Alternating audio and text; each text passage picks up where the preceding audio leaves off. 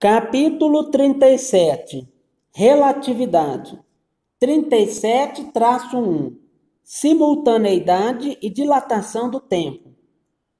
Objetivos do aprendizado. Depois de ler este módulo, você será capaz de 37.01. Conhecer os dois postulados da teoria da relatividade restrita e o tipo de referencial a que esses postulados se aplicam. 37.02. Saber que a velocidade da luz é a maior velocidade possível e conhecer seu valor aproximado. 37.03. Explicar de que forma as coordenadas espaço-temporais de um evento podem ser medidas com uma rede tridimensional de relógios e réguas e de que forma isso elimina a necessidade de levar em conta o tempo de trânsito de um sinal até um observador. 37.04. Saber que a relatividade do espaço e do tempo se refere à transferência de medidas de um referencial inercial para outro, mas que a cinemática clássica e a mecânica newtoniana continuam a ser válidas se as medidas forem feitas no mesmo referencial. 37.05. Saber que no caso de referenciais em movimento relativo, eventos que são simultâneos em um referencial podem não ser simultâneos no outro referencial. 37.06. Explicar o que significa afirmar que o espaço e o tempo estão interligados. 37.07. Saber em que condições a distância temporal entre dois eventos é um tempo próprio. 37.08. Saber que, se a distância temporal entre dois eventos é um tempo próprio, quando é medida em um referencial, será maior se for medida em outro referencial. 37.09. Conhecer a relação entre o tempo próprio, o tempo dilatado e a velocidade relativa entre dois referenciais. E 37.10. Conhecer a relação entre a velocidade relativa, o parâmetro de velocidade e o fator de Lorentz. Ideias-chave. Primeira, a teoria da relatividade restrita de Einstein se baseia em dois postulados. 1. As leis da física são as mesmas para observadores situados em referenciais inerciais. 2. A velocidade da luz tem o mesmo valor c em todas as direções e em todos os referenciais inerciais. Segundo, 3 coordenadas espaciais e uma coordenada temporal são necessárias para especificar um evento. A teoria da relatividade restrita se propõe a determinar as relações entre as coordenadas atribuídas a um mesmo evento por dois observadores que estão se movendo com velocidade constante um em relação ao outro. Terceiro, se dois observadores estão se movendo um em relação ao outro, eles podem não concordar quanto à simultaneidade de dois eventos.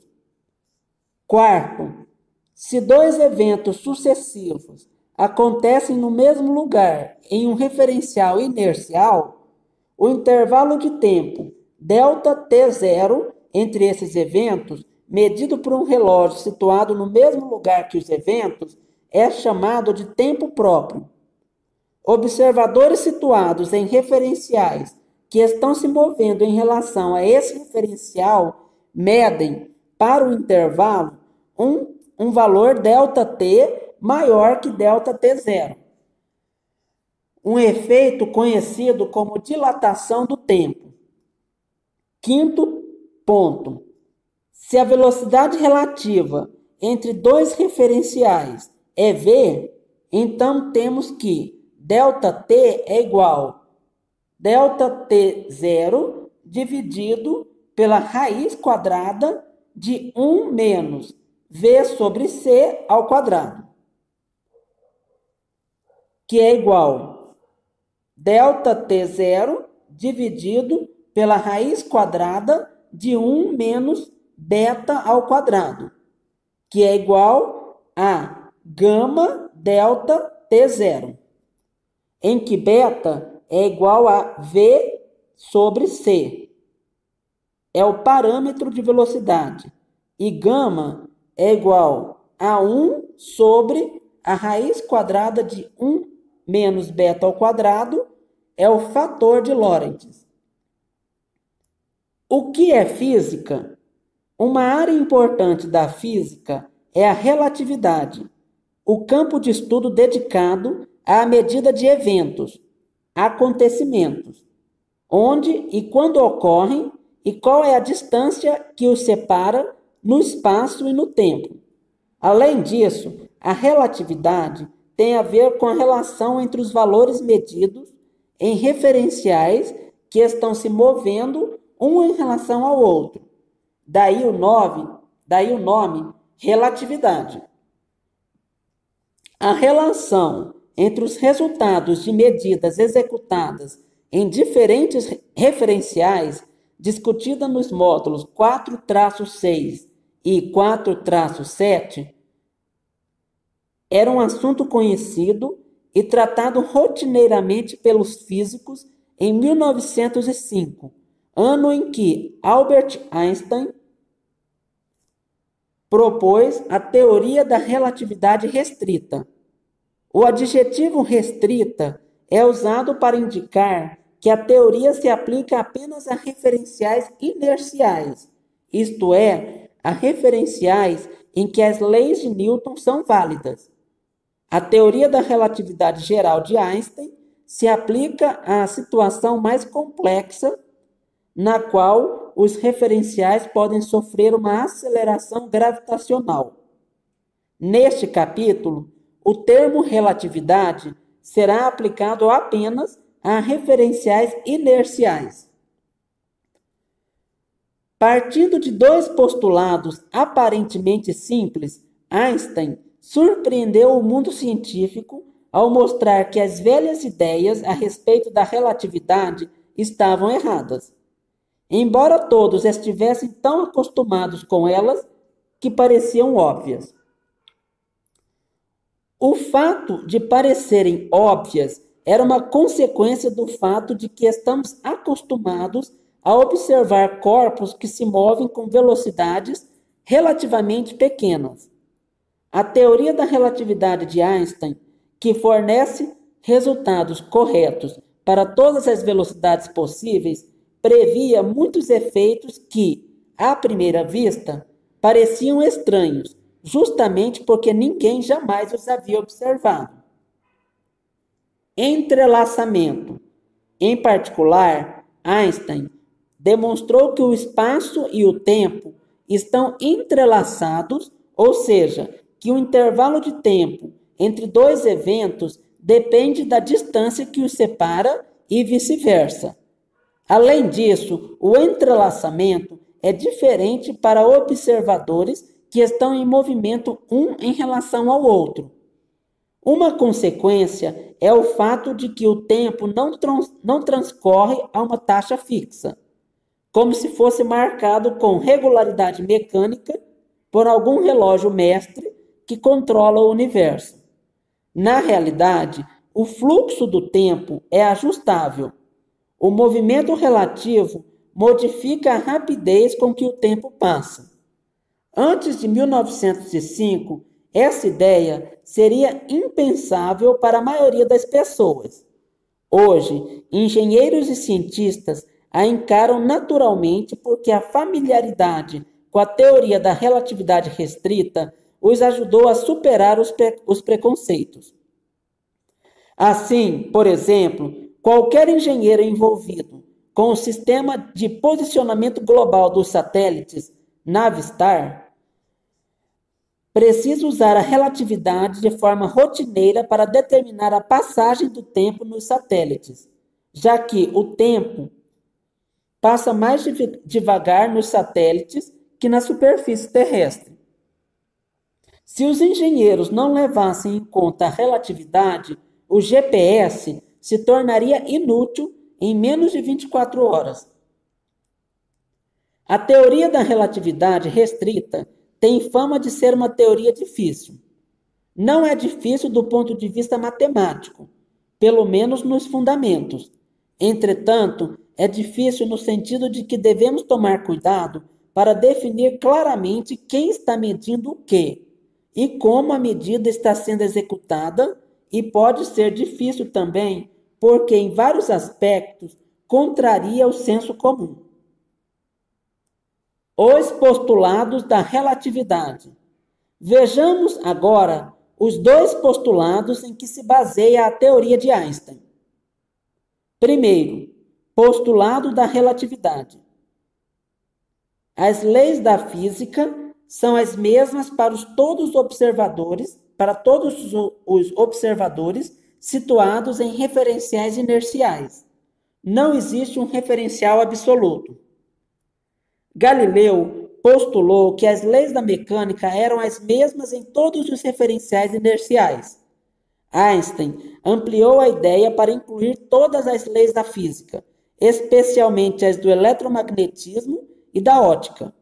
Este postulado não afirma que os valores experimentais das grandezas físicas são os mesmos para todos os observadores inerciais. Na maioria dos casos, os valores são diferentes. As leis da física, que expressam as relações entre os valores experimentais de duas ou mais grandezas físicas, é que são as mesmas. Segundo, postulado da velocidade da luz. A velocidade da luz no vácuo tem o mesmo valor c em todas as direções e em todos os referenciais inerciais. Outra forma de enunciar este postulado é dizer que existe na natureza uma velocidade limite c, que é a mesma em todas as direções e em todos os referenciais inerciais. A luz se propaga com essa velocidade limite. Nenhuma entidade capaz de transportar energia ou informação pode exceder esse limite. Além disso, nenhuma partícula com massa diferente de zero pode atingir esse limite, mesmo que seja acelerada por um tempo muito longo. Isso significa que, infelizmente, as naves que se movem mais depressa que a luz, em muitas histórias de ficção científica, provavelmente jamais serão construídas. Embora os dois postulados tenham sido exaustivamente testados, nenhuma exceção até hoje foi descoberta. A velocidade limite. A existência de um limite para a velocidade dos elétrons foi demonstrada em 1964 em um experimento de W. Bertozzi. O cientista acelerou elétrons e mediu, usando métodos independentes, a velocidade e a energia cinética desses elétrons em vários instantes de tempo. O experimento mostrou que a aplicação de uma força a um elétron que está se movendo em alta velocidade faz a energia cinética aumentar, mas a velocidade praticamente não varia. Os cientistas já conseguiram acelerar elétrons a uma velocidade igual a 0,9999999995 vezes a velocidade da luz. Uma velocidade que, embora seja muito próxima da velocidade limite, é menor que c. A velocidade limite foi definida como exatamente c igual 299.792.458 metros por segundo. Atenção! Até agora, supusemos Atenção, até agora supusemos corretamente que a velocidade c era aproximadamente igual a 3 vezes 10 à oitava metros por segundo. Neste capítulo, porém, vamos ter que usar o valor exato em vários cálculos. Talvez seja conveniente para o leitor guardar esse número na memória de uma calculadora, para usá-lo quando for necessário. Um teste do postulado da velocidade da luz. Se a velocidade da luz é a mesma em todos os referenciais inerciais, a velocidade da luz emitida por uma fonte em movimento em relação, digamos, a um laboratório, deve ser igual à velocidade da luz emitida por uma fonte em repouso no mesmo laboratório. Este fato foi testado diretamente em um experimento de alta precisão. A fonte luminosa utilizada foi o pion nêutron, entre parênteses, π elevado a zero. Uma partícula instável de tempo de vida curto, que pode ser produzida por colisões em um acelerador de partículas. O pion nêutron decai em 2 raios gama pela reação π elevado a zero, 2 pontos, gama mais gama. Os raios gama são ondas eletromagnéticas e, portanto, devem obedecer ao postulado da velocidade da luz. Neste capítulo, vamos chamar de luz qualquer onda eletromagnética, visível ou não. Em um experimento realizado em 1964, os físicos do CERN, um laboratório europeu de física de partículas situado nas proximidades de Genebra, produziram um feixe de pions nêutrons que se moviam a uma velocidade de 0,99975 c em relação ao laboratório.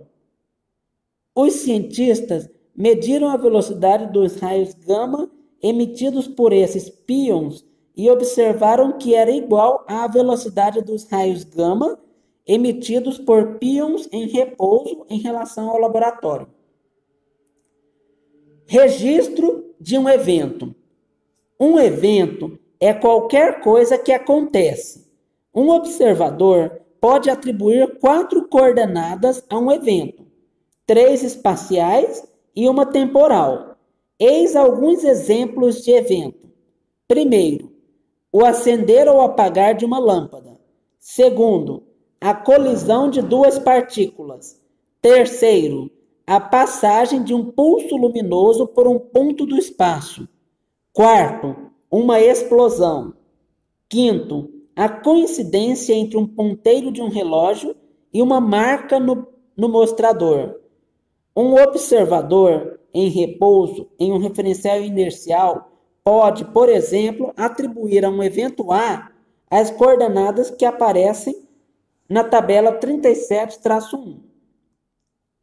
Como o espaço e o tempo estão interligados na relatividade, chamamos as 4 coordenadas de coordenadas espaço-temporais. O sistema de coordenadas faz parte do referencial do observador. O mesmo evento pode ser registrado por vários observadores, cada um em um referencial inercial diferente. Em geral, observadores diferentes atribuem ao mesmo evento coordenadas espaço-temporais diferentes. Note que um evento não pertence a um referencial em particular. Evento é simplesmente algo que acontece, e qualquer observador, em qualquer referencial, pode observá-lo e atribuir ao evento coordenadas espaço-temporais. Tabela 37-1. Registro do evento A. Coordenada, valor. Coordenada X, valor 3,58 metros. Coordenada Y, 1,28 metros. Coordenada Z, 0 metros. Coordenada T, 34,5 segundos. Tempos de trânsito. A determinação das coordenadas de um evento pode ser complicada por um problema de ordem prática. Suponha, por exemplo, que uma lanterna pisca 1 quilômetro à direita de um observador, enquanto uma granada luminosa explode 2 quilômetros à esquerda e que os dois eventos ocorrem exatamente às 9 horas. O observador toma conhecimento primeiro do piscar da lâmpada, já que a luz proveniente da lanterna tem uma distância menor para percorrer até chegar aos seus olhos. Para descobrir em que momento exato os dois eventos aconteceram, o observador tem que levar em conta o tempo que a luz levou para percorrer a distância que os separa dos dois eventos e subtrair desse tempo do tempo registrado no seu relógio. Esse processo pode ser muito trabalhoso em situações mais complexas. O que precisamos é de um método mais simples que elimine automaticamente qualquer preocupação com o tempo de trânsito da informação entre o local do evento e a posição do observador. Para isso, construímos uma rede imaginária de réguas e relógios no referencial inercial do observador. O observador e a rede se movem juntamente com o referencial. Esta construção pode parecer forçada, mas elimina muitas ambiguidades e permite determinar as coordenadas espaciais e a coordenada temporal, como veremos a seguir. Primeiro, coordenadas espaciais. Imaginamos que o sistema de coordenadas do observador dispõe de uma rede tridimensional de réguas paralelas aos 3 eixos de referência. As réguas são usadas para determinar as coordenadas espaciais do evento. Se o evento é, por exemplo, o acendimento de uma lâmpada, para determinar a localização do evento, o observador tem apenas que ler no sistema de réguas as 3 coordenadas espaciais da lâmpada. Segundo, coordenada temporal. Para determinar a coordenada temporal, imaginamos que em cada ponto de interseção da rede de réguas é instalado um relógio. A figura 37-3 mostra um dos planos do trepa-trepa de réguas e relógios que acabamos de descrever. Os relógios devem ser sincronizados adequadamente. Seria errado, por exemplo, reunir uma coleção de relógios iguais, ajustar todos para a mesma hora e deslocá-los para suas posições na rede de réguas. Não sabemos, por exemplo, se o movimento faz os relógios adiantarem ou atrasarem. Daqui a pouco vamos falar sobre o efeito do movimento sobre os relógios. O procedimento correto é colocar os relógios nos seus lugares e depois sincronizá-los. Se dispuséssemos de um método para transmitir sinais com velocidade infinita, sincronizar os relógios seria uma tarefa trivial. Como nenhum sinal conhecido possui essa propriedade, escolhemos a luz, interpretada no sentido amplo, como representando qualquer onda eletromagnética, para transmitir os sinais de sincronismo, já que no vácuo a luz viaja com a maior velocidade possível, a velocidade limite c. Aqui está uma das muitas formas pelas quais um observador pode sincronizar uma rede de relógios usando sinais luminosos. O observador convoca um grupo de auxiliares temporários, um para cada relógio. Depois de se colocar em um ponto escolhido para ser a origem, o observador produz um pulso luminoso no momento em que seu relógio indica t igual a 0. Quando o pulso luminoso chega ao local onde se encontra um dos auxiliares, esse auxiliar ajusta o relógio local para indicar t igual a R dividido por C, em que R é a distância entre o auxiliar e a origem. Terceiro, coordenadas espaço-temporais. Uma vez construída a rede de réguas e relógios, o observador pode atribuir coordenadas espaço-temporais a um evento simplesmente registrando o tempo indicado pelo relógio mais próximo do evento e a posição indicada pelas réguas mais próximas.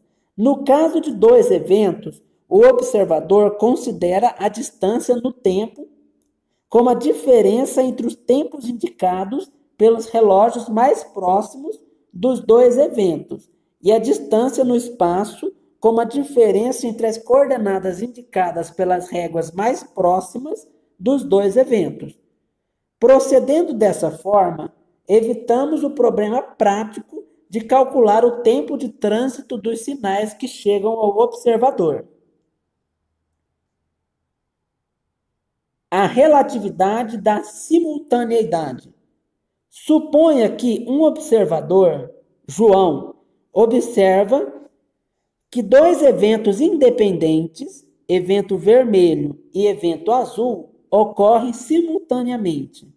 Suponha também que outro observador, Maria, que está se movendo com velocidade constante, vetorial v, em relação a João, também registra os dois eventos. Os eventos também são simultâneos para Maria? A resposta, em geral, é negativa. Dois observadores em movimento relativo não concordam, em geral, quanto à simultaneidade de dois eventos. Se um dos observadores os considera simultâneos, o outro, em geral, conclui que não são simultâneos. Não podemos dizer que um observador está certo e outro está errado. As observações de ambos são igualmente válidas e não há motivo para dar razão a um deles. O fato de que duas afirmações contraditórias a respeito do mesmo evento podem estar corretas e uma das conclusões aparentemente ilógicas é uma das conclusões aparentemente ilógicas da teoria de Einstein. Entretanto, no capítulo 17, discutimos outra forma pela qual o movimento pode afetar os resultados de uma medida, sem nos espantarmos com os resultados contraditórios. No efeito Doppler, a frequência de uma onda sonora, medida por um observador, depende do movimento relativo entre o observador e a fonte. Assim, dois observadores em movimento relativo podem medir frequências diferentes para a mesma onda, e as duas medidas estão corretas. Chegamos, portanto, à seguinte conclusão: a simultaneidade não é um conceito absoluto, e sim um conceito relativo, que depende do movimento do observador. Se a velocidade relativa dos observadores é muito menor que a velocidade da luz, os desvios em relação à simultaneidade são tão pequenos que não podem ser observados. É o que acontece na vida cotidiana. É por isso que a relatividade da simultaneidade nos parece tão estranha. Examinando a simultaneidade mais de perto. Vamos esclarecer o fenômeno da relatividade da simultaneidade usando o exemplo que se baseia nos postulados da relatividade, sem que réguas ou relógios estejam diretamente envolvidos. A figura 37-4 mostra duas espaçonaves, João e Maria, que podem servir como referenciais inerciais para os observadores João e Maria. Os dois observadores estão parados no centro das respectivas naves, que viajam paralelamente ao eixo X. A velocidade da nave Maria em relação à nave João é v, vetorialmente. A figura 37-4a mostra as naves no momento em que estão emparelhadas. As naves são atingidas por dois meteoritos. Um produz um clarão vermelho, evento vermelho, e outro um clarão azul, evento azul. Os dois eventos não são necessariamente simultâneos.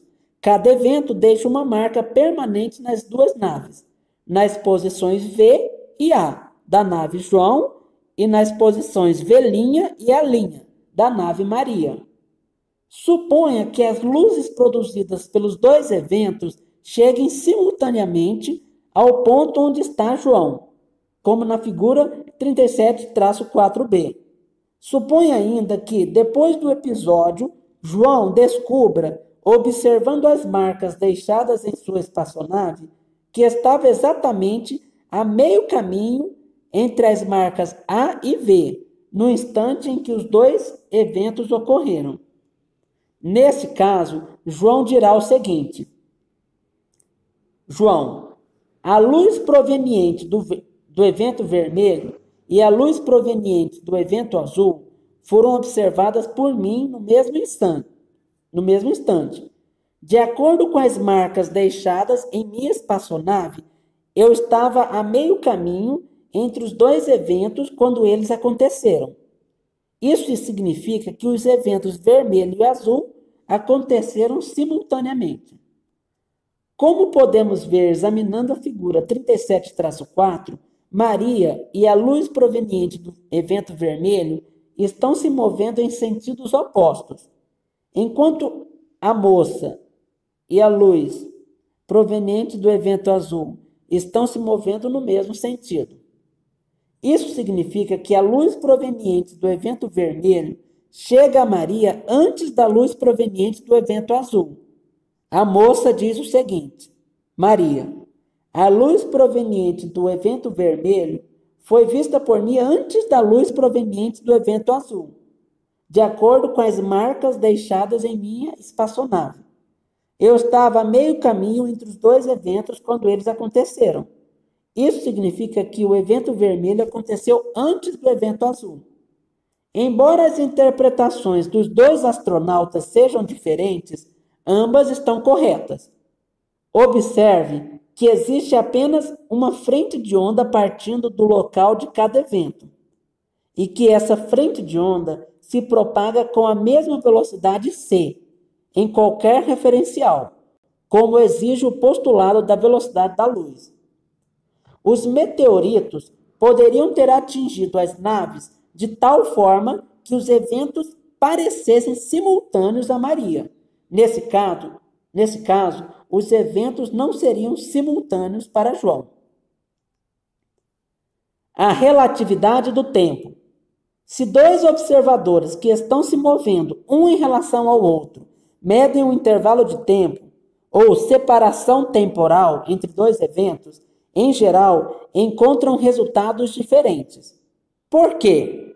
Porque a separação espacial dos eventos pode afetar o intervalo de tempo medido pelos observadores.